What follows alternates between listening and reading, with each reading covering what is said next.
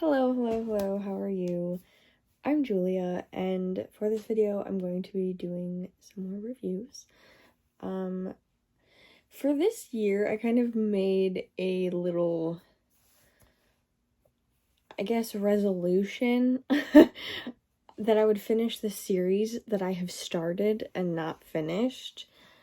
I've not been doing very well. And I read a lot of standalone series. It's kind of like difficult for me to be like, it doesn't really matter, but I also kind of just want to like get them out of the way. And it's not that I'm not interested in them, it's just that I haven't read them. I've just been wanting to read more things, other things more. So these are all standalones. Except for one, it's a duology. I guess there's three that's like part of a series. But yeah, and I've kept putting this off, filming this, because I've been tired. And then I'm like, I'll just do it tomorrow, and then I just never do it. And then I feel like I need to clean my room, and I need to do this, and I need to do that, and I don't need to do any of that because you're not seeing anything. You're literally seeing that. You can't see my bed. My bed's not made right now. So I'm gonna start, and I hope you enjoy. So I am currently very upsetting 4 books behind schedule on my Goodreads. I wish that I was farther. I wish I was ahead. I was ahead for a hot minute. And then now currently I'm in a slump. I'm like, I don't know what to read. So the first book, this is not in order at all. It was in order and then I moved stuff. So the first one is, I think it's Galatea by Madeline Miller. She wrote Song of Achilles, and I was like, let me read this. It's short. I think I got it on Amazon because it wasn't available anywhere else. It was like available as an e-reader, but nowhere else. So I bought it off Amazon. I think it was like $9. And it was good. I really liked it. It's basically this guy sculpts a woman and someone brings the woman to life, and she hates her life. And it's I think it's 80 pages, and it's not even, does that count as 80 pages? I don't know. But I really liked it. I know nothing about mythology. I know like teensy bit. But I really liked this, and the ending was a little shocking to me. I was like, oh shit, okay, good for you, girl. I really liked this. I don't know what else to say about it. I understood her decisions. But I liked that. I thought it was good. Can I say that? Take a shot every time I said that.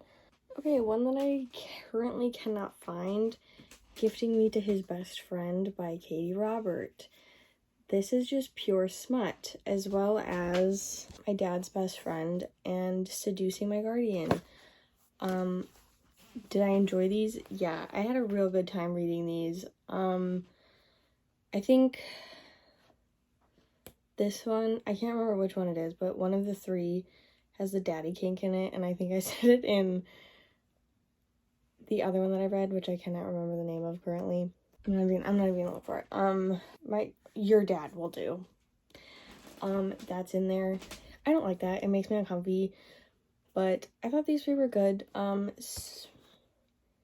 Gifting Me to His Best Friend is basically, this married couple goes on vacation every year with her husband's best friend, and one year they decide to play into the fact that the friend has a crush on the husband's wife. Is this making sense? Because I can't remember their names. So they play into that, and they're like, oh, only the weekend. And then that's what they do. There's some plot, not much, but it's there.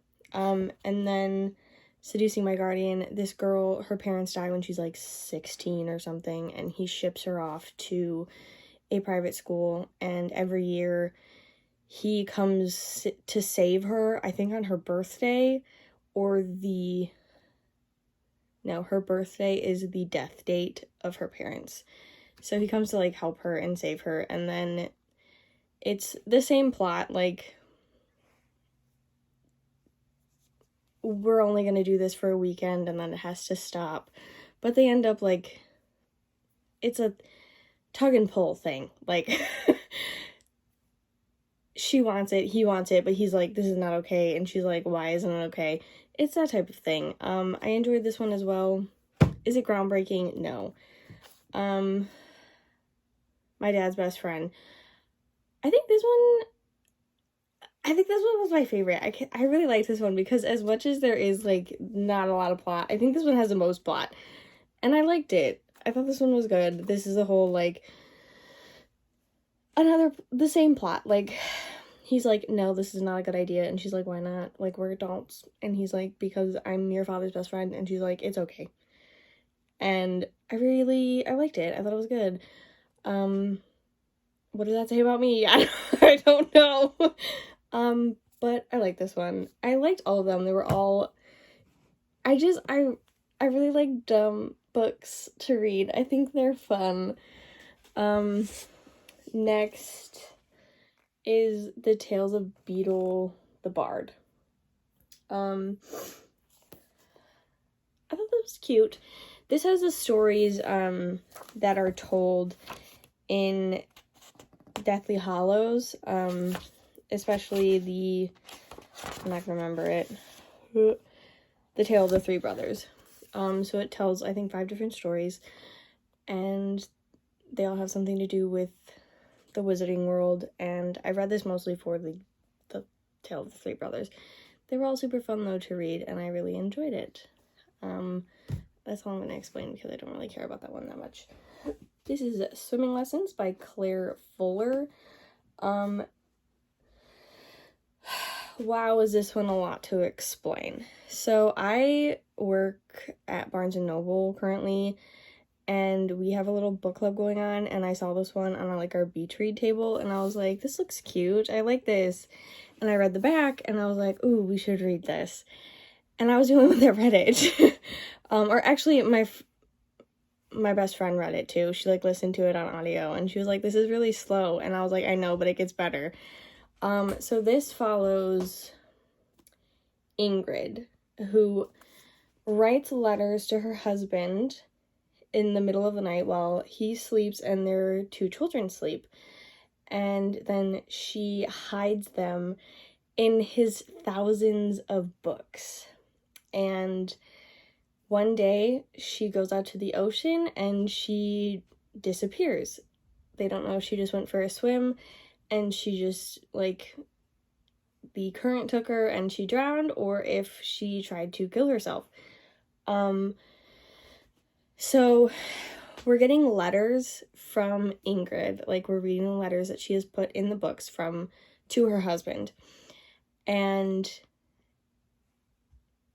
then we're also getting the point of view of her daughter, Jill. It'd probably be Jill. Oh no, Gil is the husband. Flora. Yeah, Flora is the daughter. So Flora lives elsewhere, and her dad thinks Gil, he thinks that he has seen his supposedly dead wife. She's been gone for 12 years, and he, like, falls over a bridge and breaks his arm or something. So Flora comes home. Her sister Nora, I'm pretty sure Nora. Nan. I suck at names. Anyway, Nan, she lives there already. Their dad still has thousands of books, and it's kind of just them, like, learning about their father and their parents' relationship. Nan, there's a Richard who is Flora's boyfriend. There's twists, there's turns. There's a lot that happens in this, and there's plot holes. Not plot holes. It's an open end. There's a lot that happens, and I was like, oh my god, like, everything that happened, like, in the letters and in real life, like, as things were happening, I was like, oh my my god, and I don't think people talk about this. I've never heard of this book. And I was like, oh, that sounds good. I want to know, I gave it 5 stars. Right, so I put in my Goodreads review, I was like, I really only liked Richard and Jonathan, which I stand by. Everyone else was really annoying and immature and, like, kind of think with your brain type of characters, and, like, why are you not thinking with your brain? But then again, I feel like Claire Fuller did a great job of making me understand their their immaturity and their annoyance, like my annoyance towards them, and their decisions. Like, I got it. It still annoyed me though. But I think that's a good writer thing. I liked it. And I feel like she did a good job of, like, me seeing everyone's point of views. That's what I wanted to say. I like this one. I'd recommend it. If it does start off slow, but I think the letters, personally for me, I thought the letters were more interesting than the current timeline. It does get a little spicy at the end, with the time, like, with what the daughters find out and everything, but I thought it was good. I highly recommend. The next one is The Guncle by Stephen Rowley. I bought this purposely. Of course I bought it purposely. I literally just bought this because I have a Guncle. He's not gay. We've just always called him Guncle, and I saw it and I was like, and I bought it. And it came out last year, I think, or the year before. And I was like, let me read this. So cute. And then I never started it. So I was like, let me read it now. I just needed, like, a cute, like, summer read. And I was in the mood for it. So I was like, this follows, I think it's Patrick. Yeah. Patrick, the gay uncle Patrick. So the 2 kids, they call him Gup. So Patrick is best friends with a woman named Sarah. Sarah marries Patrick's brother, and they end up having 2 children, who I cannot remember their names. Maisie and Grant. I can't remember the name of his brother, but Sarah gets sick and she passes away from cancer, and the dad, he's like, I cannot take care of them. I have a pill addiction, so I'm going to rehab.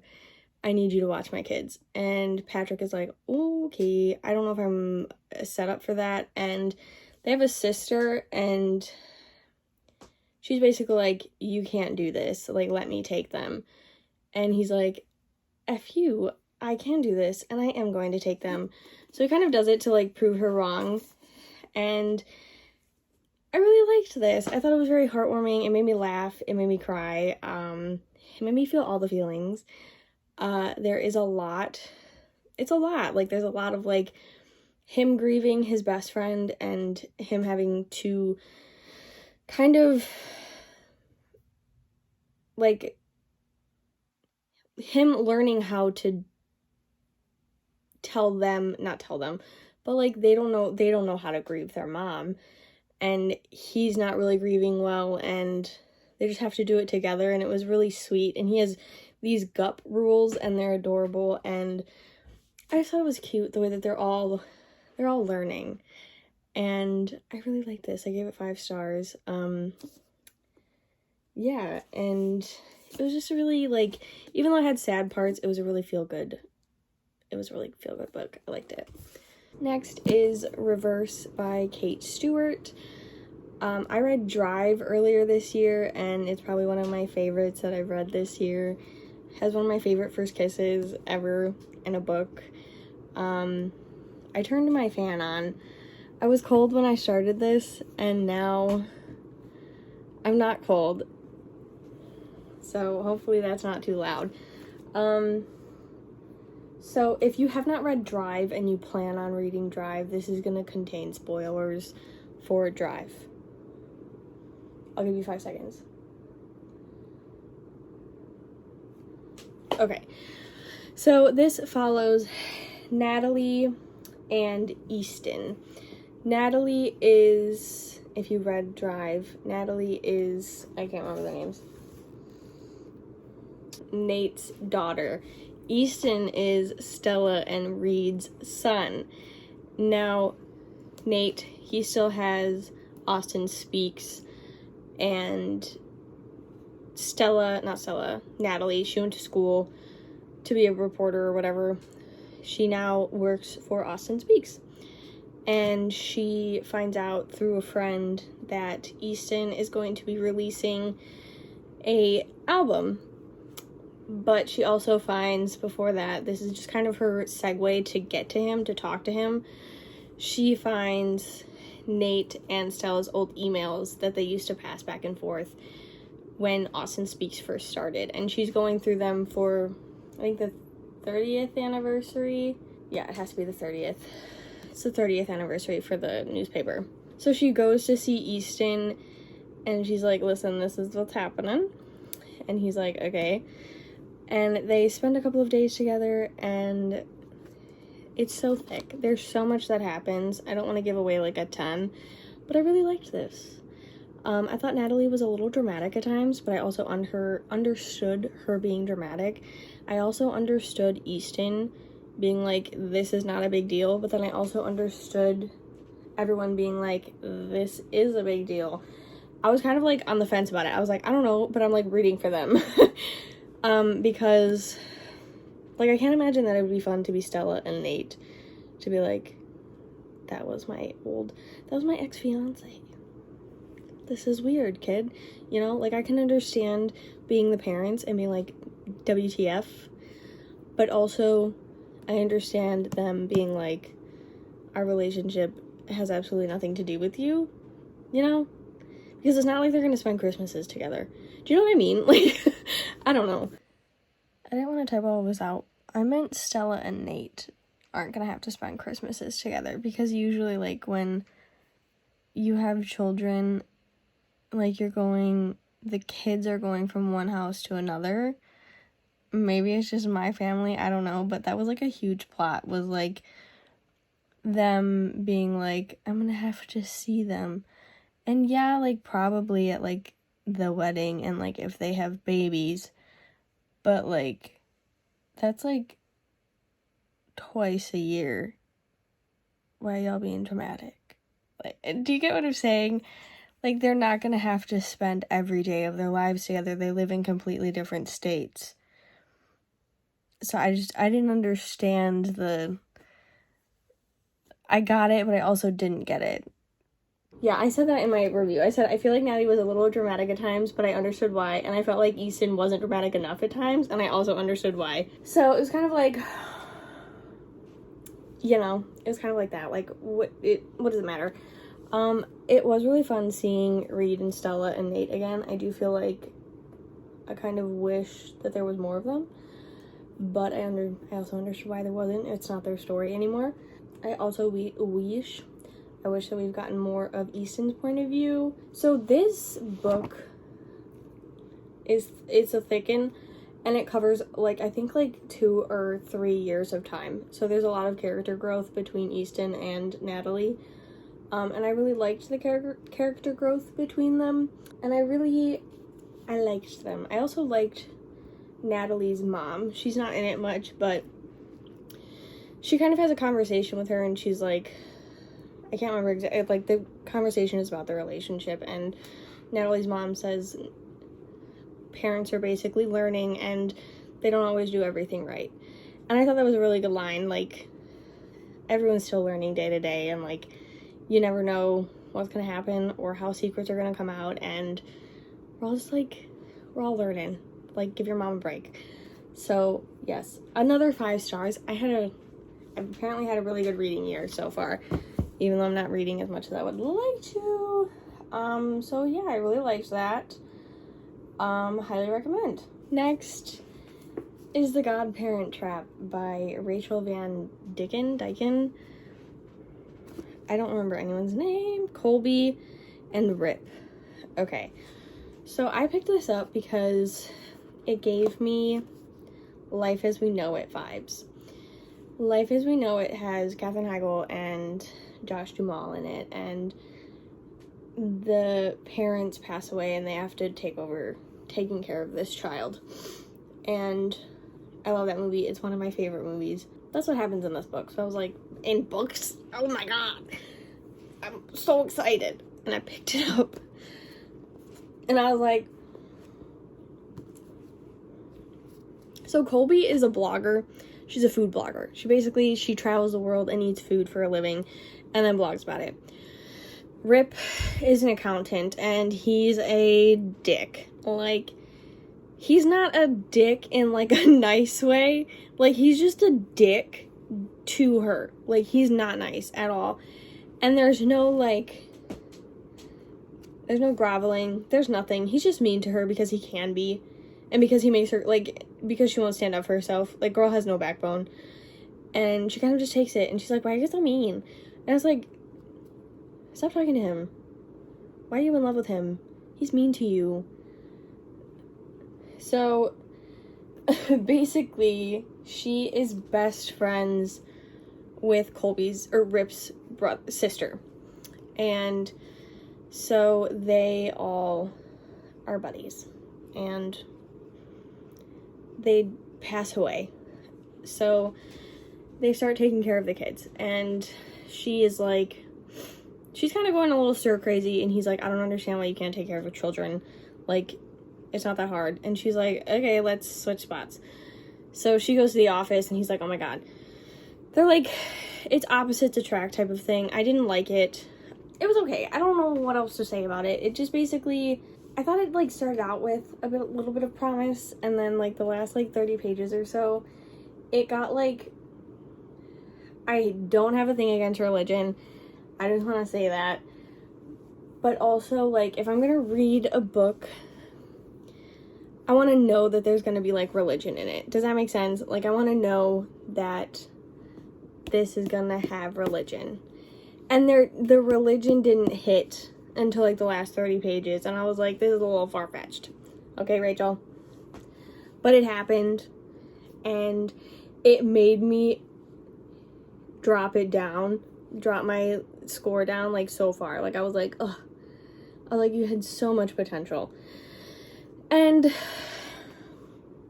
it's okay. It just wasn't for me. And I thought the kids were cute, and that was about it. So, there's that. And I guess, I don't know if she had any character development, like, growth or anything, but I think Rip did, with the whole, like, understanding that it's not easy to take care of children. Next, I read Misfit, a prep novel by Elle Kennedy. I feel like Elle Kennedy, I have such high expectations for her because of the Off-Campus series. I loved those so much. And I really enjoyed the first two in the Briar U series. And then I think this was the first one that I read. I can't remember. I think this is the first one that I read after that. But, like, the last two of the Briar U series were very disappointing, as was The Legacy. But I'm trying to give her a chance. I'm trying to be like, oh, Kennedy, love you. You know, I, like, instantly buy her because I'm excited. And this one just fell flat. So this one follows RJ and Sloane. And we also get the point of views of Fenn, Silas, and Lawson. RJ he's kind of like this poor kid. His mom's in, when they fly on planes. And they give you drinks. Like an airplane hostess. What is that called? I can't remember. I'm literally watching TikToks on my phone, and it just hit me. His mom was a flight attendant. It just hit my brain, and I was like, oh yeah, that's what they're called. Oh, an airplane hostess. That hostess. I need to go to sleep. She's one of those, and then she meets this guy, rich man, and they get married. And Fenn is now his new stepbrother, so they go to, I can't remember the name of the school, but it's a prep school. It's a private school. And he has basically been expelled from his last school. He's been to, like, 5 different schools. And so he goes to this one, and he meets Sloane, and she's like off limits. She's the headmaster's daughter. She goes to another private school. Something's been going on with her sister, and it's basically the premise of the book, like what happened to Sloane's sister. And we don't know, but we find out a little bit throughout the book. And honestly, I guessed it. I texted my friend, I was like, is this what happens? And she was like, do you want me to tell you? And I was like, no. And then I read it, and I was like, oh. I was like, makes sense. I was like, that makes total sense, because we're also getting Fen, Lawson, and Silas's point of views. Did I think we needed them? No, I don't think it really added anything to the story, except for kind of prep you for their books. I am really excited for the next one, though, because it is Fen and Sloane's sister. Spoiler, sorry. Ugh. But I didn't like this. It wasn't great. It was like, okay. It was like, meh. Like, I feel like it had a lot more potential, but I think I gave it 3 stars. So, yeah, I was just interested in finishing it, but also, she could have done better. She's done better. And the next one is rural. I can't say that word, rural voices. This follows multiple stories. 15 authors wrote stories about living in rural places. I hate that word. I really enjoyed this. Some I liked more than others. I think my favorite was the whole one. But there was another one that I liked. I can't remember. I don't think... I gave it 4 stars. I can't remember which one I liked the most. I can't remember. It's called, this one, The Whole of Darkhill Hollow. I liked that one. That one was probably my favorite. I think it's the 2nd or the 3rd story. I really like that one. All of the stories are great. Obviously I like some more than others. There's poetry in this as well. There's another one where there's like, this man runs over a dog with a bus. That kind of traumatized me a little bit because I did not see that coming. And I was like, what? But yeah, I really liked this. And it was good. I liked it. And I liked that the stories, like, they're each like 20 pages a piece. And I feel like sometimes when I read short stories, I feel like there could have been more. But I feel like these could be turned into books, but also they were very, like, they were, like, centered well. I don't know. It was just, like, I didn't have any questions at the end. I didn't have any, like, what's gonna happen next type of thing. Like, they all came out really nice. I don't know how to explain it. Sometimes I feel like I read short stories and I'm like, that's it. I feel like these were good, and I liked them. Yeah, so. Next is 18 Inches, The Distance Between the Heart and the Mind, by Mirtha Michelle Castro Merma. This is a book of poetry. I liked it. It was okay. I liked snippets of it, and again, like the short story book, I liked some more than others. She does this thing in this one. So it's like chapters, I guess you could say. Like every inch is a chapter. So 1 inch, 2 inch, you know what I mean. So I liked the snippets, or like the explanation of the next chapter, the next inch, more than I liked the poetry. So like inch 9 is selfishness, and she tells a story, and I liked the story about why she named it 18 inches between the heart and the mind. So I did really like this. I gave it 3 stars. And I think I gave it 3 stars is because I liked the explanations, and I also enjoyed some of the poetry, but it also wasn't my full fave. The last one is A Million Little Kisses in Your Lifetime by Monica Murphy. Why do you think I picked this up? Take a guess. It went a little viral on TikTok, and I was like, that sounds like right up my alley. Let me pick that up. So I did, and it's another thick one. And I felt like it was kind of pointless to be this thick. I feel like it could have been shorter. I feel like sometimes authors write a lot so that their page count can go up so that they can get paid more for the book. And I know that sounds shitty, but I do think that's what happens sometimes. This follows Ren and Crew. Ren and Crew are not really friends. Ren is kind of the nerdy girl who, like, wears her skirt at the correct level, like an inch above her knee, and Crew is the guy who, like, everyone adores and loves and is, like, the popular dude. And she's a nerd. So it starts off, they're like, it's a hate to love type of thing. And I don't remember what happens. There's a creepy teacher. They start to, they're put together on a project. That's what it is. They're put together on a project, and things happen. She's obsessed with this artist, this painting called A Million Kisses in Your Lifetime, and he's like, I'm gonna give you 1,000,000 kisses, which I thought was cute. I don't know. But I feel like this had a lot of potential, again, but it wasn't super great. I need to stop buying books on one scene from TikTok.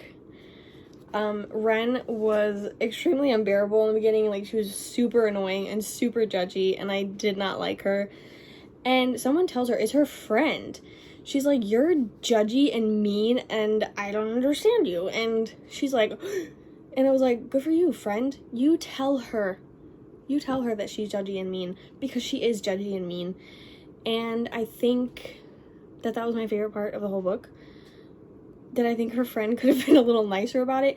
Actually, no. Her friend couldn't have been a little nicer about it, because what Ren had just said to her friend. No, I take that back too. Her friend was hurt, and what she said was kind of rude. Could have been said in a better way, but Ren was also speaking truths. I'm just saying. But yeah, it's very thick. And I felt like it was too long, so I don't know. I liked Crew. I thought he was good. I liked him.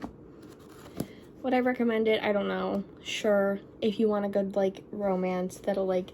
It took me, like, 2 days, I think, to read this. I read it in June. Yeah, it took me, I'll say 2 days. It took me, like, June 5th to June 9th, so that's 4 days.